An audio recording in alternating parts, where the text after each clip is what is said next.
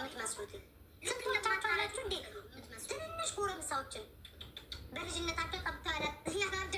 ዘንድሮ ሳሬ ግን በልጅነታቸው ወንዶቹ ጡት በእናቶቻቸው ተነጥቀው ጠግባ ያላደጉትን እያታለላችሁ እንኪ እያላችሁ እያታለላችሁ እንደ ሕፃን ልጅ ቤት አስገብታችሁ 3-4 ዱብ አድርጋችሁ ወልዳችሁ ወልደናል ከብደናል። ሌሎቹ አይወልዱም አይወልድ እናንተን እያየን እኔ ባልወልድ ማህፀኔ ራሱ ባይወልድ ይሻላል። እናንተን እያየሁ ልብሴን እየገለብኩ ምናምን ቂጤን እየበረቀጥኩኝ ልጅ ባልወልድ ይሻለኛል።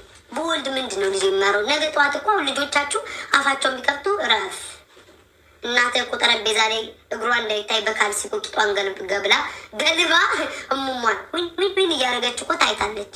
ልጆቻችሁ ቡሊ ነው የሚደረጉት። እኔ ራሱ ድሮ ልተሳደብኩት እንዴት እንደማፍርበት ብታውቁ። እንኳን ልብሴን ገልቤበት አይደለ ድሮ ከአፌ ላወጣሁት መርዝ እንኳን ሌላ ቪዲዮን ሳይሆን እንዴት እንደምትጸየፈው እኔ ነኝ። ልጅ ቆሻሻ ነው የምለው እመቤቴ። እንኳን ልብሴንና እሙሙን ገልብጬ እንዲላመጣ እኛ እኮ ያ ሽቦ እሙሟችሁን ችለናል። የመማር እጅ ጠቆረ ብላችሁ አፋችሁን ትከፍታላችሁ። ሽቦ እሙሟችሁ እንዴ እሙሙ ነው ወይንስ ሀጠራ ነው የተባለ ዕቃ ይዛችሁ የድሮ የሀገር ቤት የሬስ ወርቅዬ ማለት ነው። የድሮ የልብስ ቁም ሳጥን ነው የምትመስለው። የድሮ ዘንድሮ የፕላስቲክ ቁም ሳጥን አጋጥሟቸው ያውቃል? የመቼስ ሁሉም ቤት ይኖራል ኢትዮጵያ ውስጥ አሁንም ሊኖር ይችላል። ይሄ የፕላስቲክ ወይ እናቴ የፕላስቲክ ቁም ሳጥን አጋጥሟቸው ያውቃል? ያ ዚፑ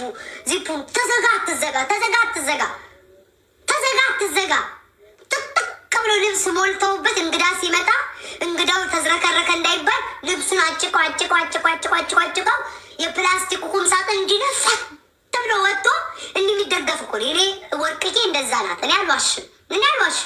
ነፋት ቀብራ ያለች ናት። የአንዳንዶቿ ልጅ ገጽ 55 አንዳንዴ ማውዱ እየተባለበት ያለ ሰዎች አላችሁ። የሰው እጅ ትተቻላችሁ እንዴ? ምን ነው እፍ ተብሎ ተቀጣጥሎ እሳት የጠፋ እቃ ይዛችሁ እፍ ተብሎ በስንት መከራ እሳት አቀጣጥላችሁ ታውቃላችሁ? ሀገር ቤት ራስ ምታት እስኪይዛችሁ ድረስ ጠቁሮ ማለት ነው አልነሳ ያለ እሳት። እንደዛ አይነት እቃ ነው የያዛችሁት። እላያችን ላይ ስታቀስቱም ችለን አለ እኮ መማር እንደዛ አድርጋ አታውቅም እንዴ? ከኛ ጀርባማ መማር ለምን የቂጧን ስንት ከፍታ እንደፈለገች አትደረግም? ለህዝብ ማህበረሰብ ግን የሚታይ የሚወራ አይዘጋም እላያችን ላይ እኮ ስንቱን ችለናል። ይመማረን ያላየውም አሁን ለምሳሌ አይዘጋም ጦር ሜዳ ነው እንዴ? ምን ያህል እንደጠመተን ይላችሁ ነው ግን ወይኔ እንደዘንድሮ ደግሞ 5 ሰዓት ነው የምትሳደቡት። እውነቷን ነው ሮሚዬ። የአዲስ አበባ ልጅ ለመምሰል ስትሰክሩ የአዲስ አበባ ልጅ ለመምሰል ታሽቃብጣላችሁ ያለችው። ቢዝነስ ስታመጡ እኮ ሰው ሰድባችሁ አይደለም የምታስተዋውቁት። የሆነ ቢዝነስ ስከፍቱ ሰውን እየረገጣችሁ ሰውን እያንቋሸሻችሁ አይደለም የምታመጡት። እንዲህማ ከሆነ ማንም አይገዛችሁም። እንዲክፍታ በዋቃፍ ነገ እንዲምትሳደቡ። እኔ እኮ እናንተ ሰፖርት ለማድረግ እኮ የ10 ብር ዲሪያ እኮ 60 ዶላር እኮ ገዝቻለሁ። ከተዋሸ ዲሪያውን አውጥቼ ፖስተዋል። ከዚህ በፊትም አሳይቻቸዋል። የ60 ብር የ10 ብር ሺቲ ለእናንተ ሰፖርት ለማድረግ። ከዛ ደግሞ ንቀታችሁ ማን አባታችሁ ነው የሚገዛችሁ? በዚህ አፋችሁ፣ በዚህ ብርቅጥቂጣችሁ። እኔ አሁን የዕቃ ለመግዛት ስመጣ አሁን የምትሸጡት ዕቃ ላይ ሁሉ ማለት ነው ጸጉር ነው የሙሙ ጸጉር ነው የሚታየኝ። የምን ሜካፕ ነው ምናምን ልትሸጡ ነው ያመጣችሁት? ሜካፑ ላይ የሙሙ ጸጉር ነው የማወጣው። ትዝ የሚለኝ እሱ ነው። ትዝ የሚለኝ የተጠላለፈው እግራችሁ ነው። እግራችሁ ሳይሰራ ፊት ላይ መዝለል ምን የሚሉት ጉድ ነው? እኔ እግሬን ካያችሁት እመቤቴ እግሬን አይታችሁታል። የሚያምር እግር ነው ያለኝ። እኔ አልዋሽም። የሚያምር እግር ነው ያለኝ። ትንሽ ከፈት ብትልም የሚያምር እግር ነው ያለኝ። አልተደራረበ መንትያ አይደሉም። ክፉ ጎረቤቶች አይመስሉም። የአንዳንዶቻችሁ የእግር ጣቶቻችሁ ክፉ ጎረቤት ነው የምትመሳሰሉ። ጀርባና ጀርባ እንዲተሰጣጣችሁ ጠብቀኝ የሚባባል እግር ነው ያላችሁ። እናውቃለን እኮ ክፉ ጎረቤት አጋጥሟቸው ያውቃል። አይለያዩም። እዛው አንድ ከተማ ውስጥ አንድ ጎረቤት ነው የሚኖሩት። ግን እንዲህ ጀርባ ተሰጣጣው ጠብቀኝ ምን አባሽ ምቀኛ ክፉ እየተባባሉ የሚሰዳደቡ እግር ነው ያላችሁ። ቀኝና ግራው እንዲያለ እና ስለ መማር እጅ ጥቁራት ምንድን ነው? ደግሞ አንዷ አለች እንጣላለን ተባብለናል ብንመሰጋገንም አንቺ ቁርበት ከአንገቷ በላይ ጥቁር ነኝ ምረው ቀይ ነኝ አለች። ከቤት አውጣልቸው ከለሬ አናምርም። እንደምን ታመጪ ለምን አብራራላችኋለሁ ለእናንተ። አረብ ልጅ ነው አይደለም እንዲህ ነው ገለመኔ ነው ምን አብራራ ለእናንተ። አዎ አልወደውም ከለራችን በጣም ነው የምናስጠላው።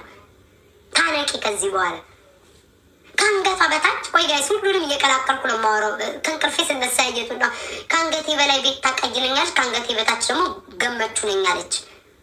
ገሜንማ ስትችሉት ገመቹማ ፈረደበት ዘንድሮ። በጫማውም በቦቴውም ገመቹ ነው። በሞኝነትም ገንዘብ የሚሰጠውን ገሜ ነው የምታስገቡ። ከአንገት በታችም ከጠቆር ገሜ ነው የሚገባው። መከራችን ላይ ነው። እኔ ገመቹ ነኝ አላልኩም። እኔ ያልኩትን ከአንገቴ በታይ መገረሳ ነው የሚመስለው። መብቴ ነው መብቴ ነው። ከአንገቴ በላይ ጠላሁት። የኛን ከለር አስጠላኝ። መቀየር አለብኝ ቀይረዋለሁ። አናምርም አናምርም። አንቺ የጠራሽው ከለር አናምርም። ምን አባሽ ታመጫለሽ እንዴ? ምንድን ነው? ጥሩ ጥያቄ ውድ ያልነበርሽም። እኔ እያወራሁኝ የሆነ ባምቢ የምታስተዋውቀውን ካያችሁ እንደዚህ አይነት ምናምን የጂንጀር ሻት አይነቶች ምናምን አሉ ማለት ነው። እሱን ጠጡ ምናምን እና ደግሞ አሳይቻችኋለሁ ብልጭ እንዳልሆነም ፊት ጥቋቁር ያለባችሁ ነገር ያጠፋል ያቀላል እና ጥቋቁሬን አጥፍቶልኛል ምናምን እና ከአንገቴ በላይ እንደውም በጣም እንዲ ብራይት አድርጎኛል ቅል አድርጎኛል። ከአንገቴ በታች ስለማልጠቀመው ጠቁር ያለው አልኩኝ። አንዷ መጣኝ ነው ከለራችንን ጠልተሽው ነው አወጣልቸው ነው። አናምርም። የቂጥ ፍንክት ነው የምንመስለው። አናምርም። አልወደውም ከለሬ። ምን አባሽ ታመጫለሽ? ለምን እኔ አሲድ አልደፋበትም ፊቴ ላይ? ለምን የእንትናን ካካ አልለጥፍም? የአኬን ካካ ለጥፌ ለምን አልዞርም? ምን አባታችሁ አገባችሁ? ጭራሽ እኔ ለእኔ እንድትነግሩኝ ነው እንዴ? ለምን ቀለም ለምን ቢጫ ሆኜ አልመጣ? ምን አባሽ አገባሽ? አልወደውም ከለሬ። እናስጠላለን። አናምርም። ታነቂ እንዴ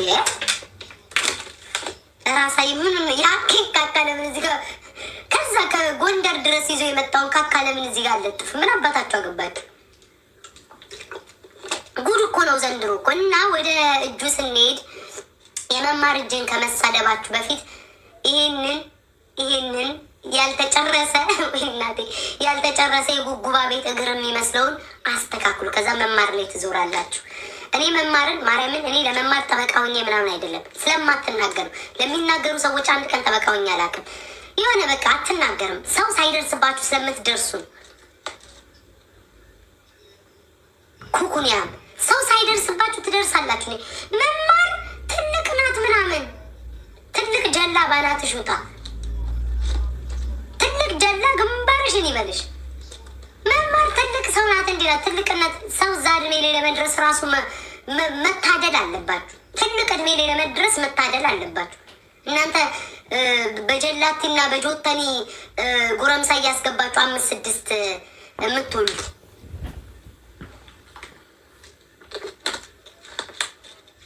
ሙሉ ዘሩ ባለጌ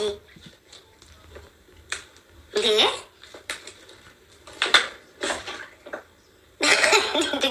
እነዚህ ደግሞ ድገም ይላል።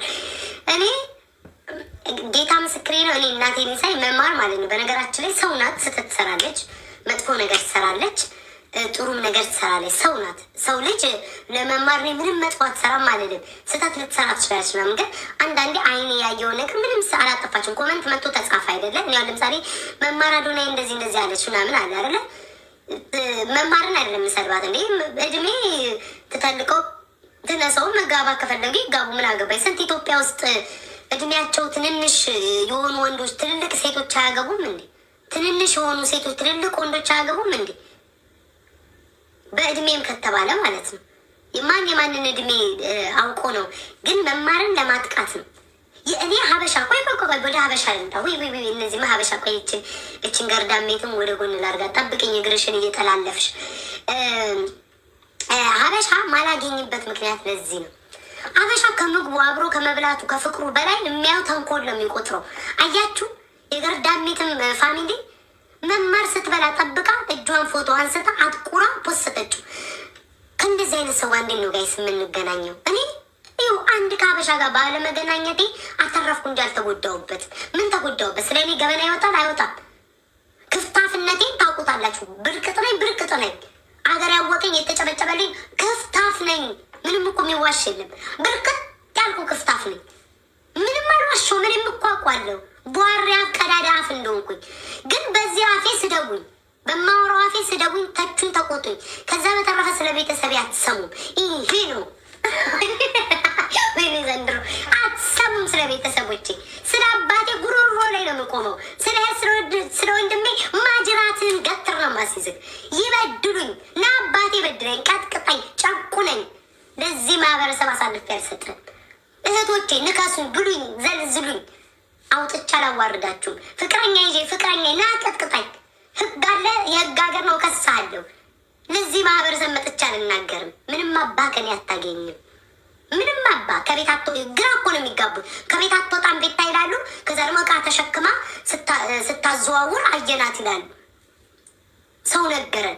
ሰው እኔ አላገኝም ማለት ከቤት አልወጣም። መልሰው ደግሞ ግራ ይጋባሉ። እንዲህ ነው ግራ የምታጋባቸው። እና አንዳንዶቻችሁ ስለ ትዳራችሁ፣ ስለ አዳራችሁ፣ ስለ ሴክሳችሁ፣ ስለ አልጋላ እንዴ ባሎቻችሁ እኮ ወጥተው እኮ ነግረውናል እኮ ስለ እናንተ ሙሙና ምናምን።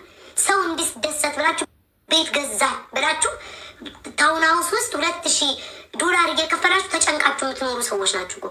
ለሰው ብላችሁ ሬንታል ካል እንትን ብላችሁ ገዛ መኪና እያላችሁ ለሰው የምትኖሩ እኮ። ግን ሰው ምን ሆኖ ነው ከመሬት ተነስቶ ሰው ላይ ፍጥጥ የሚለው? ልጅቷ ልክ ነው መልስ የሰጠችው።